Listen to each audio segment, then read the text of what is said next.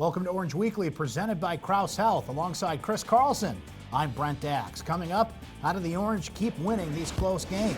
We'll hear from Syracuse head coach Jim Boeheim, and we'll preview their next matchup against Pittsburgh, the opportunity for 5 in a row. And Chris, that's just it. This team just keeps winning games, 4 in a row, the second time they've done that in ACC play. The latest one, another squeaker against Notre Dame. It's a shame these teams only play twice during the regular season. I'd kind of like to see them play 4 or 5 times because high-scoring games back and forth, and it was a wild game Wednesday night in South Bend, and the Orange came out on top. Yeah, they've been 2 of the most watchable games of the year, that's for sure. You know, 2 teams that shoot it really well, 2 teams that pass it really well.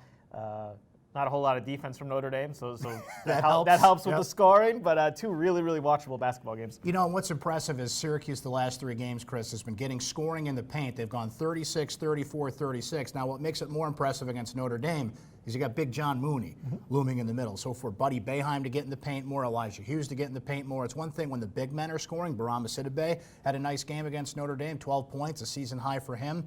If you can get that point play going, now all of a sudden Syracuse, are we looking at a team that's not one-dimensional? Yeah, I mean, that's the thing that I think has grown the most over this win streak. You know, early in the year, it was like, all right, they're going to shoot a bunch of threes, and if they go in, they'll have a chance, and if they don't, they're just going to lose. But over these last few games, they have found ways to manufacture points in the paint. It often hasn't been the traditional big men. Obviously, you mentioned Barama had a big game, but Buddy's made 5 shots from inside the arc in each of the last 3 games. That's the most he's ever had in his career. He's done it 3 times in a row. Elijah made 5 shots from inside the arc. So the guards, you know, it's not necessarily the centers, because we know Barama's not a traditional offensive weapon, but the guards are doing a really good job taking advantage of their size mismatches and taking their guys inside. And Marek Dolezaj, when he's had it, you know, he's done kind of a similar thing. Chris, the improved point play has been huge for Syracuse, but when you look back on this 4-game winning streak, is there another common thread or 2 that this team has been doing to be successful? Yeah, I mean, the defense, I think, has gotten a little bit better, and to me, the rebounding, you know, they haven't been getting out-rebounded. You look at the Notre Dame game, and John Mooney and Jawan Durham had 10 offensive rebounds in the Carrier Dome, and Syracuse lost that close one. Syracuse actually out-rebounded Notre Dame on Wednesday, and you know that is the difference between winning a close game, losing a close game. The extra possessions that they were giving up, and they no longer are. Getting rebounds from the guards, huge. We got Joe Girard getting 9 rebounds, Buddy Boeheim getting 5 rebounds, Elijah Hughes getting 7 rebounds. That balanced scoring that comes from, look, Syracuse is playing teams. They're going to fire up a lot of threes. There's a lot of rebound opportunities there, and they've certainly cashed them in the past couple of games here. After the Notre Dame game, Jim Boeheim made a pretty passionate plea for John Mooney of Notre Dame to be amongst the top 25 in the Wooden Award, but slipped in a plug for Elijah Hughes. And Chris, it's almost to the point where I don't know what more to say about Elijah Hughes, but this. It's the versatility of his play. He has become a matchup nightmare. If you want to guard, push him outside, he'll push it inside. He's much better on the dribble drive. He hits every shot in the book, and he's now, today, the leading scorer in the ACC. See if you can keep that up the rest of the season. Yeah, he's got really, really good range, you know, so you have to have a guy that's willing to get really out on him. And, you know, if it's a forward, he's just going to take those guys into the paint. And if it's a smaller guard who's more comfortable out there, well, those are the guys he's taking into the paint. If it's a forward, he's blowing by him. But you're right. Total matchup nightmare, 6'6" as a wing. A lot of teams are playing 3 guards, so they end up with a smaller guy on him.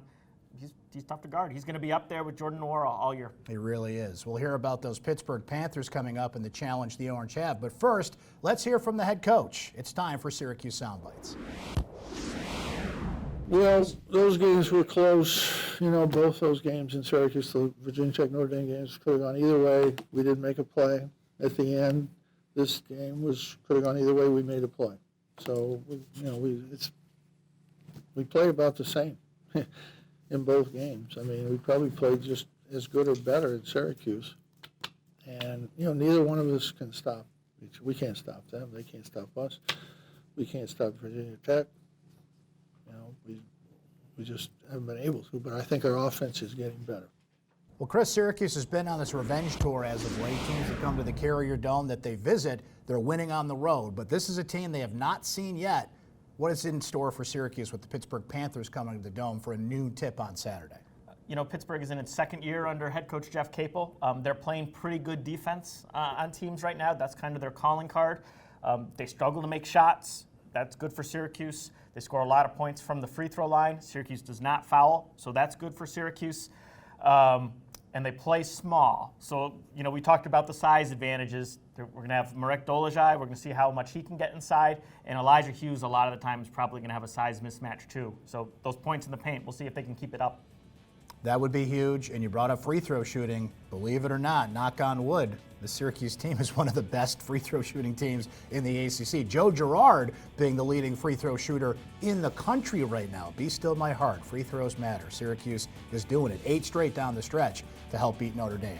Well, that is Orange Weekly presented by Krause Health. Thanks to Chris Carlson for filling in for Mike Waters.